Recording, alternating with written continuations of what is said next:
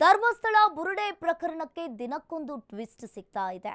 ಶವಗಳನ್ನ ಹುತ್ತಿಟ್ಟ ಆರೋಪ ಪ್ರಕರಣಕ್ಕೆ ಸಂಬಂಧಪಟ್ಟಂತೆ ಧರ್ಮಸ್ಥಳದಲ್ಲಿ ಈಗ ದಿನಕ್ಕೊಂದು ಟ್ವಿಸ್ಟ್ ಸಿಗ್ತಾ ಇರುವಂತದ್ದು.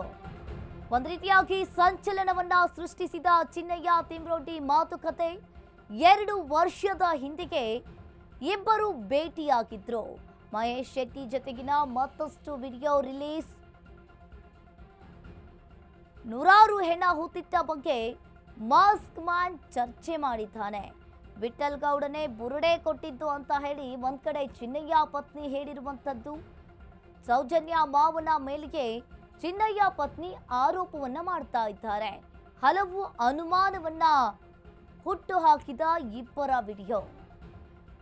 ಧರ್ಮಸ್ಥಳ ಬುರುಡೆ ಪ್ರಕರಣಕ್ಕೆ ದಿನದಿನಕ್ಕೂ ಕೂಡ ಟ್ವಿಸ್ಟ್ ಸಿಗ್ತಾ ಇದೆ. ಒಂದು ರೀತಿಯಾಗಿ ಚಿನ್ನಯ್ಯ ಹಾಗೂ ತಿಮ್ರೋಡಿ ಮಾತನಾಡುವ ವಿಡಿಯೋ ಈಗ ವೈರಲ್ ಆಗಿದೆ. 2 ವರ್ಷದ ಹಿಂದಿಗೆ ಇವರಿಬ್ರು ಭೇಟಿಯಾಗಿ ಮಾತನಾಡಿದ್ದಾರೆ ಬುರುಡೆ ಬಗ್ಗೆ. ಮಹೇಶ್ ಶೆಟ್ಟಿ ಜೊತೆಗಿನ ಮತ್ತಷ್ಟು ವಿಡಿಯೋ ರಿಲೀಸ್. ನೂರಾರು ಹೆಣ ಹೂತಿಟ್ಟ ಬಗ್ಗೆ ಮಾಸ್ಕ್ ಮ್ಯಾನ್ ತಿಮ್ರೋಡಿ ಜೊತೆ ಚರ್ಚೆಯನ್ನ ಮಾಡಿದ್ದಾರೆ.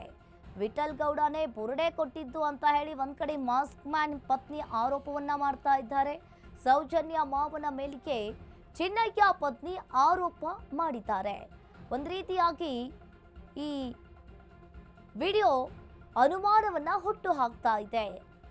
ಬುರುಡೆ ಕೇಸ್ಗೆ ದಿನದಿನಕ್ಕೂ ಕೂಡ ಟ್ವಿಸ್ಟ್ ಮೇಲೆ ಸಿಗ್ತಾ ಇದೆ. ಇನ್ನು ಸಂಚಲನವನ್ನ ಮೂಡಿರುವಂತದ್ದು ಈ ಧರ್ಮಸ್ಥಳ ಕೇಸ್ಗೆ ಸಂಬಂಧಪಟ್ಟಂತೆ ಈಗಾಗಲೇ ಮಾಸ್ಕ್ ಮ್ಯಾನ್, ವಿಠಲ್ ಗೌಡ, ಮಹೇಶ್ ಶೆಟ್ಟಿ ತಿಮ್ರೋಡಿ, ಮಟ್ಟಣ್ಣನವರ್ ಇವ್ರನ್ನೆಲ್ಲರನ್ನೂ ನೋಡ್ತಾ ಇದ್ರೆ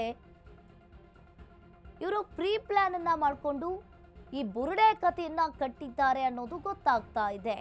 ಇವರಿಬ್ರು ಮಹೇಶ್ ಶೆಟ್ಟಿ ತಿಮ್ರೋಡಿ ಹಾಗೂ ಚಿನ್ನಯ್ಯ 2 ವರ್ಷಗಳ ಹಿಂದಿಗೆ ಬುರುಡೆ ಬಗ್ಗೆ ಚರ್ಚೆ ಮಾಡಿರುವ ವಿಡಿಯೋ ಸೋಷಿಯಲ್ ಮೀಡಿಯಾದಲ್ಲಿ ರಿಲೀಸ್ ಆಗಿದೆ. ಒಂದ್ ಕಡೆ ಮಾಸ್ಕ್ ಮ್ಯಾನ್ ಪತ್ನಿ ವಿಠಲ್ ಗೌಡನೇ ಬುರುಡೆಯನ್ನ ತಂದುಕೊಟ್ಟಿತ್ತು ಅಂತ ಹೇಳಿ ಆರೋಪವನ್ನ ಮಾಡ್ತಾ ಇದ್ದಾರೆ.